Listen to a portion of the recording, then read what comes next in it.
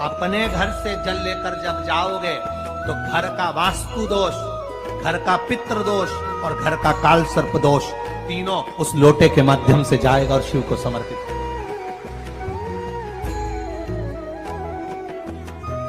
आज फिर निवेदन करूंगा इस नेपाल देश की पावन धरा से डोलेश्वर महादेव की कथा में निवेदन करना चाहूंगा। जो बेटा बेटी नौकरी के लिए अप्लाई कर रहे हैं, जो बेटा बेटी चाहे सरकारी नौकरी हो, प्राइवेट नौकरी हो, सर्विस के लिए अप्लाई कर रहे हैं, उन बेटा बेटियों से निवेदन है, दुर्वा शिव जी को समर्पित कर कर केवल दूब जानते हो ना, दुर्वा सब जानते हैं। दुर्वा जो माला पिनाई थी उसमें बहुत सारी लगी थी, बड़ी है, बताना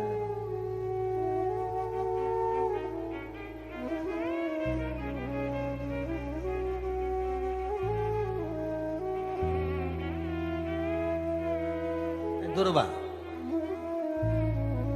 जो बेटा बेटी सर्विस के लिए अप्लाई कर रहे हैं, तुम मेहनत करो, पढ़ाई करो, खूब पढ़ो, खूब तैयारी करो, अच्छे से तैयारी करो। जितनी मेहनत तुमने पूर्व में करी उससे दुगनी मेहनत तुम करो उस नौकरी को पाने के लिए। और साथ में जब एग्जाम के लिए जाओ, कहीं इंटरव्यू देने के लिए जाओ, दुर्वा शिव जी को, इस दुर्वा का जो डंडी का मुख है ये अशोक सुंदरी वाली जगह, फिर समझ लीजिए जैसे ये शिवलिंग, ये गोल जलाधारी, यहाँ से पानी नीचे गिरता है, बीच में अशोक सुंदरी का स्थान होता है। तो ये जो दुर्वा हम चढ़ाएंगे तो इसका डंडी का मुख शिवलिंग के ऊपर चढ़ाएंगे तो ये शिवलिंग पर डंडी की जो भाग है वो अशोक सुंदरी की ओर हो गया और ये भाग इस ओर होगा।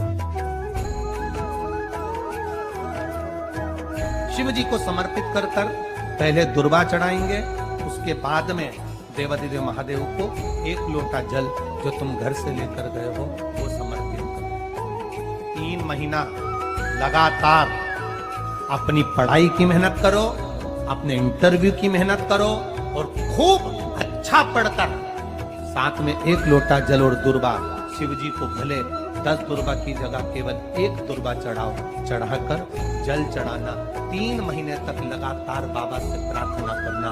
विश्वास कहता है अगला पत्र तुम्हारा व्यासपीठ पर होगा, नौकरी निश्चित है। आप करो मेहनत, कर्म करने में पीछे मत हटना, पढ़ने में पीछे मत हटना, विद्याध्ययन करने में पीछे मत हटना, अच्छी एजुकेशन पाने में पीछे मत हटना। पहले मेहनत अपनी करो। पूर्व में जो इंटरव्यू दिए हैं उसमें जितनी कमी रह गई, अगली कमी को पूर्ण करने के लिए अच्छी मेहनत करो, खूब पढ़ो, खूब अच्छे से विद्याध्ययन करो और फिर बाबा पर समर्पित होकर, बाबा पर विश्वास कर कर भरोसा पूरा कर कर जाना। इंटरव्यू देते समय अपना विल पावर मजबूत होना चाहिए कि मेरे साथ मेरा काल अधिपति महाकाल है, अब निकल कर मानो। हम दुकान खोलते हैं, कपड़े की दुकान खोल रहे हैं, किराने की दुकान खोल रहे हैं, लोहे की दुकान खोल रहे हैं, भंगार की दुकान खोल रहा है, किराना की दुकान खोल रहा है, पान की दुकान खोल रहा है। हम दुकान खोलते हैं पर दुकान खोलने से पहले तुम्हारे 2 मन हो जाते हैं, चलेगी कि नहीं चलेगी, खोल तो लूंगी, चलेगी कि नहीं चलेगी। जिस दिन तुम दुकान खोलो 1 महीने पहले, 2 महीने पहले, 3 महीने पहले बाबा को दुर्वा चढ़ाकर एक लोटा जल चढ़ाकर नियम बनाकर जाना, 3 महीने बाद मैं दुकान खोल रही हूँ, 2 महीने बाद मैं दुकान खोल रही हूँ और मेरा विश्वास कहता है दुकान चलेगी।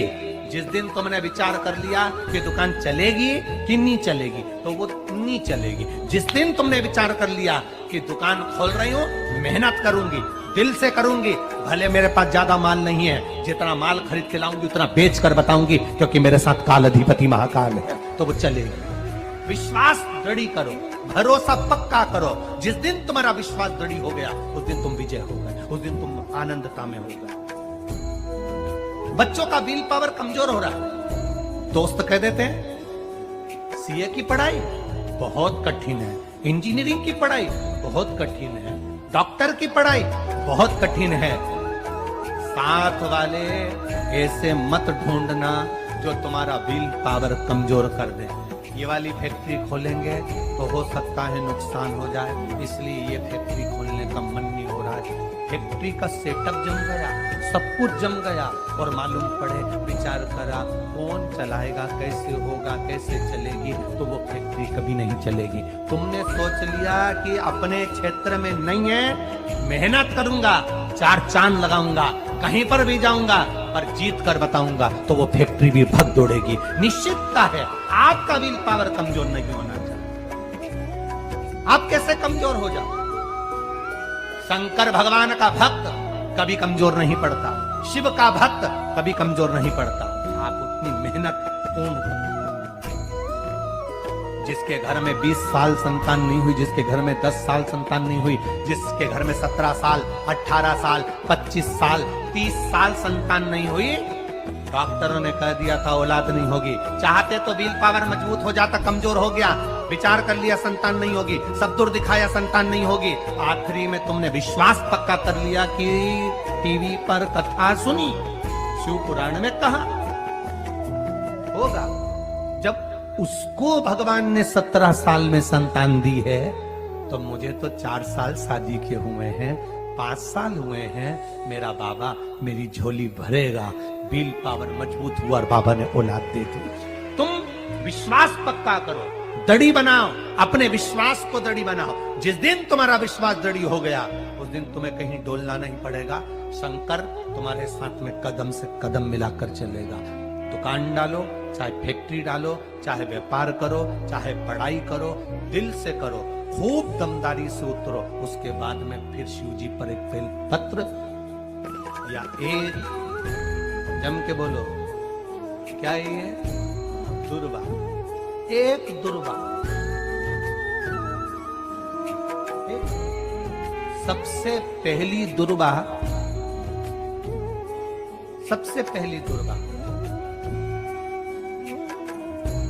गणेश जी को, और सबसे पहली दुर्वा शंकर जी को किसने समर्पित करी थी?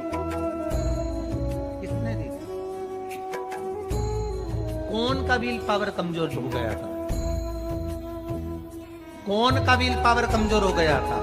कौन अपने आप को कमजोर समझने लगा था? कौन था जिसके पास सब कुछ था और उसके बाद भी उसका मन उदास हो गया था?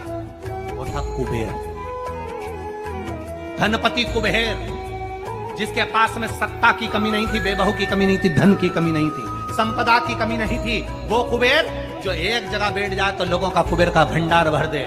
वो कुबेर का जब खजाना कम हुआ, भंडारा कम हुआ, अंत में उसकी आंख से जब आंसू बहा, तब कुबेर एक दुर्वा लेकर महादेव के पास पहुंचा, और महादेव ने एक दुर्वा देकर रिद्धि सिद्धि के हाथ गणेश जी के पास पहुंचाया।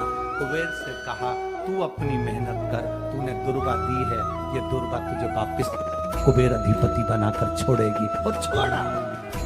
एक दुर्वा में वो बल होता है जो उसके विल पावर को मजबूत कर देती, संपदा को मजबूत कर देती, उसकी सत्ता को मजबूत कर देती, उसके बेबहू को मजबूत कर